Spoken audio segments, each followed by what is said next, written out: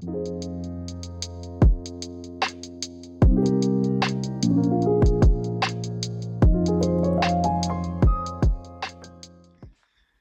everybody, welcome back to the Pressing Matters. I'm Scott. Thank you for tuning in. Thank you for your support. Today I'm going to talk about another affordable entry into the world of classical vinyl, and it's Mercury Golden Imports.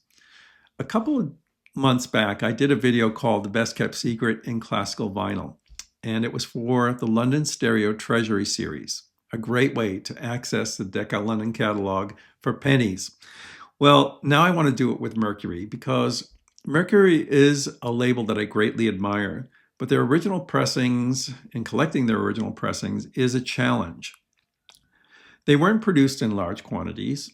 The first pressings are the most desirable. Those are FR1 pressings. They're pressed at Indianapolis, which was RCA's premier pressing plant. But after the initial release, the quality varies greatly. And a lot of later Mercury records without the color back can sound lesser than their first pressing. So there really was a need for a modern retake on the Mercury catalog. And about a decade later, Mercury Golden Imports appeared. These didn't get a lot of attention at the time, and matter of fact, most audiophiles ignored them because they weren't getting the buzz that the originals were.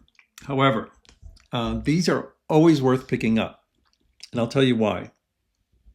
The main thing is they're pressed much better. These are pressed at a plant that Philips had in the Netherlands, so it's virgin vinyl, extremely quiet pressings, modern mastering equipment, less distortion overall, very, very good sound. There are a couple of instances where you might prefer an original for the following reasons. Mainly it boils down to if there's too much music on these. Sometimes they combine programs or reshuffled programs or added music. So not all of these are a straight reissue of the original program. And I'll tell you where that's the case in this handful that I chose today. Still, in most every case, except I would say the organ recordings, these are well worth acquiring.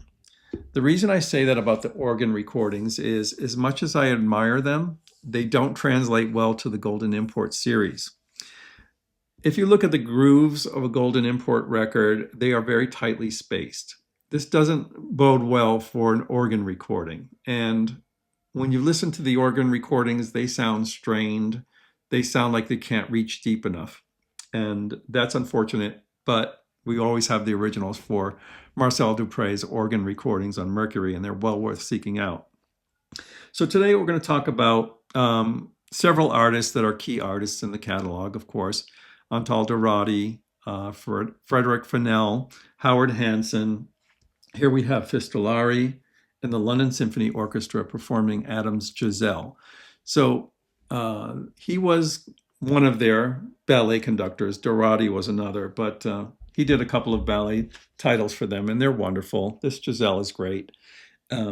Very nice recording. London Symphony Orchestra, of course, plays well. Not sure of the venue where this was recorded, but it's excellent and a nice way to acquire this ballet in an affordable edition. The next one is a famous one. This actually was on the TAS Superdisc list.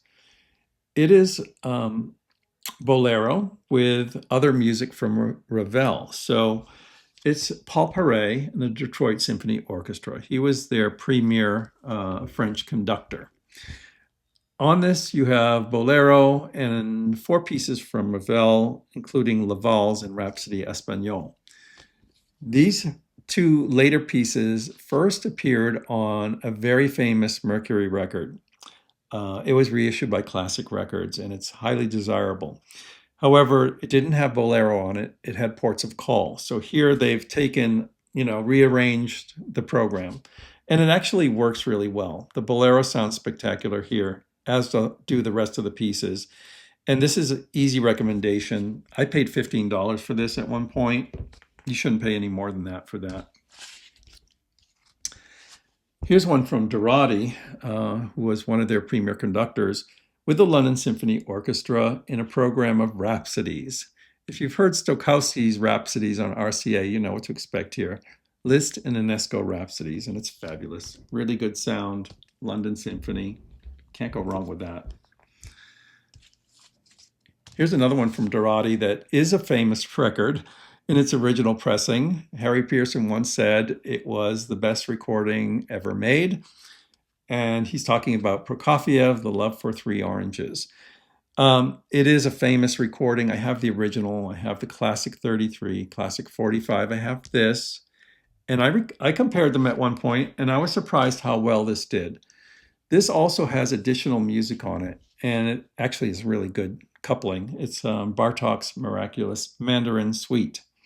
I thought that this would dampen the bass response and dynamics of this record, but actually it works really well. And it's a great way to acquire that record at a reasonable price. The next one is a unique one in this catalog. It's called Respighi Ancient Airs and Dances, Philharmonia Hungarica with Dorati. This is another ensemble that he did some records with, and this one's wonderful. This was on the TAS Super Disc list, easy to recommend. I don't have an original, but I love the golden imports of this. The next one is from Howard Hanson. So Howard Hanson was a champion of 20th century music, and this is one of the glories of the Mercury catalog, is you're getting very rarely recorded works done with just as much care as the biggest names in classical music. So this is Schumann, New England Triptych, Griff's Poem for Flute and Orchestra, and Menin, Symphony number 5. I mean, how often are you going to see a Menin symphony recorded? Not too often. And the sound on these American 20th century compositions is wonderful, just wonderful. This is highly desirable. Any Hanson record is highly desirable in my book. Here's another one. Barber, Sessions, and Ginastera. So this is a great program of audiophile favorites. The Ginastera is the overture to the Creole Faust. The Barber is Capricorn Concerto for flute, oboe, and trumpet. And that's a wonderful record, and it's original. It sounds great here too. And then you have Sessions, the Suite from the Black Maskers. This is vivid orchestral recording. Hanson was so good at this type of thing, and the sound is excellent on this. Very, very good.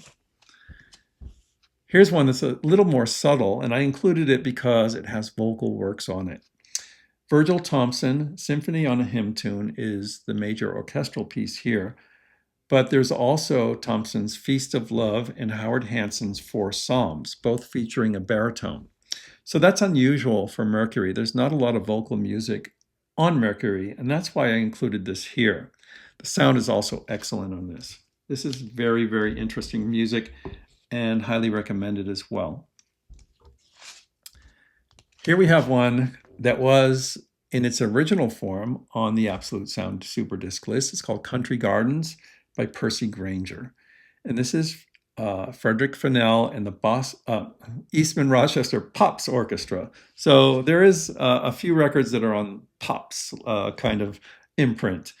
It's beautiful. This is a great record. I can see why it was on the Absolute Sound Super Disc list. Very unusual miniature pieces, very pretty and beautiful. Great record.